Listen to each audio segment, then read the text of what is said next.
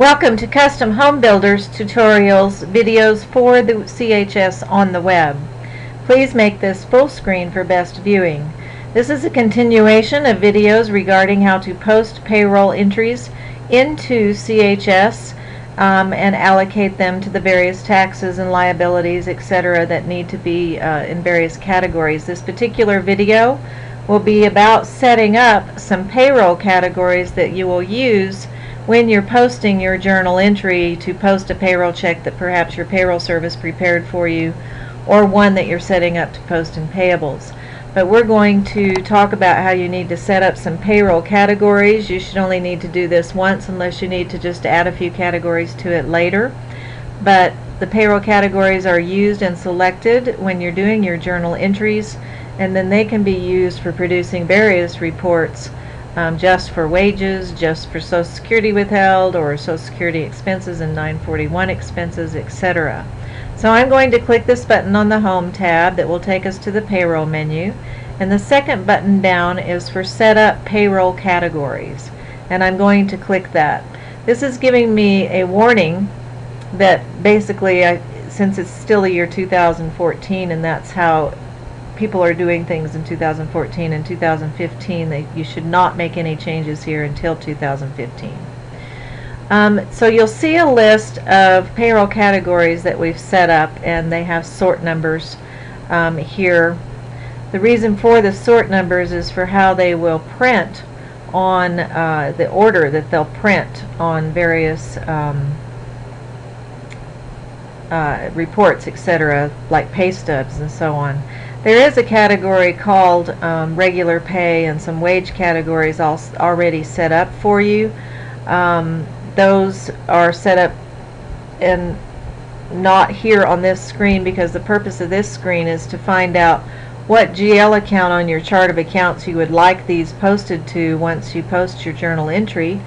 And you noticed when I did the journal entry that various GL numbers were dropping in based on the category that I had selected. And that's what this screen is for, is so that you can set up those categories and you can attach whatever GL accounts you need to those to drop in. This is a good screen for going over with your accountant to ask them where you'd like them to have you post various things, and we'll take a look at these. Let's start at the bottom. You'll notice that we have federal withholding, and when you withhold federal taxes from an employee, the employer does not match that.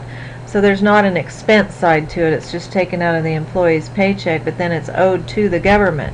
So the GL account that you use will be, this one's falling off my screen here, the payroll taxes payable that you might have set up on your chart of accounts as a current liability account for federal withholding. You may not have such a detailed chart of accounts, and you might just have payroll taxes payable or something, but generally I recommend that you keep all of this split out, and when you load the NAHB chart of accounts, these will all be here. So this, when you withhold, you want this put into a liability account, because you're going to then be taking it and paying the IRS these amounts that have been withheld from their checks. So you'd like to hold them in a liability account until you actually make your payroll tax payment, which very likely your payroll service has done for you, but you're going to need to post it into your accounting books. So the same with state withholding. You want to, if it's things that are just withheld from the employee, then you don't need the offset. So the Social Security that's withheld from the employee just has a liability account for payroll taxes, Social Security withheld, etc. Now the employer on these two categories, Medicare expense and Social Security expense, since the employer is matching, there's an additional amount that gets posted, and you need to post the amount that the employer is matching to an expense account. So therefore, if you notice at the top here, you'll see default GL number and default GL liability account. This has an expense side and a liability, because you'll have this expense plus you'll owe it to the government. So this liability is for payroll taxes payable Medicare employer, not the withheld amount. And here's a couple other withholdings: local withholding, state disability, in case you have those. You will be required to put some GL number in those fields even if you never use them. Now these up here are called addition deduction types that you can set up and add in yourself, and then say where you'd like this. Say child support, when you collect it from a paycheck, you're going to owe it to somebody, so that'll probably be a liability account if it's some child support you're withholding. If you're paying some mileage reimbursement to an employee, then that's just an expense to you, so you'll probably use a GL expense account for that, for the amount you pay to the employee.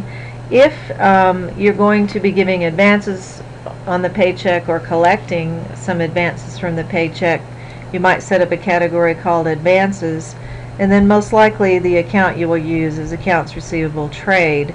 And if you use that account when entering a journal entry for an employee, and we'll try to remember to use one of those in an example here, it will ask who owes it to you, and it'll post it straight to accounts receivable if you're giving them an advance, or it'll take it out of accounts receivable if you're collecting for an advance. But you need to use the accounts receivable trade account there.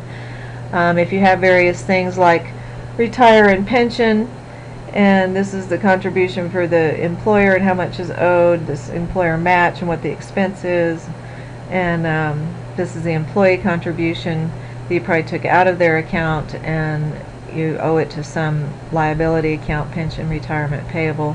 You'll see that the employer matching also has a pension, retirement payable. That's the employer contribution. And then of course when the employer makes a contribution, you have an expense side to that. So that's what this is all about. That doesn't have both sides here because we don't know about this. If you set this up, you might need to set up 3 different categories. Also, if you're paying for insurance for them, that would be an expense, and you'd select some expense account. Let's go ahead and add a new deduction addition category, and let's call it truck allowance or something like that, and we'll submit it. It's telling me that it's been added, and it'll be here at the top. They're sorted upside down, so it'll just be right there for you. And let's say that that's going to be paid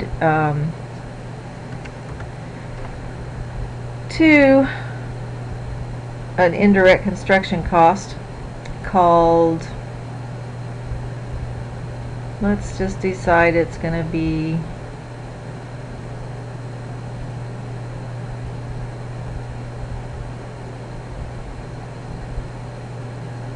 operating expense, construction vehicles.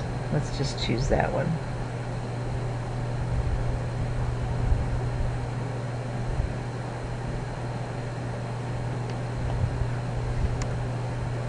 I think I made something freeze up because of my video. I'm sorry.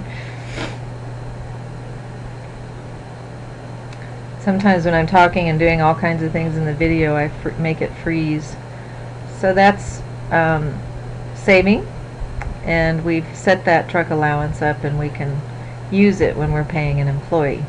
That's basically all there is to setting up the payroll categories. We'll do a quick video. The next video will redo a journal entry just so you can see again how the things that we set up for the employee and the deduction categories, and maybe an accounts receivable entry that we'll put into that one.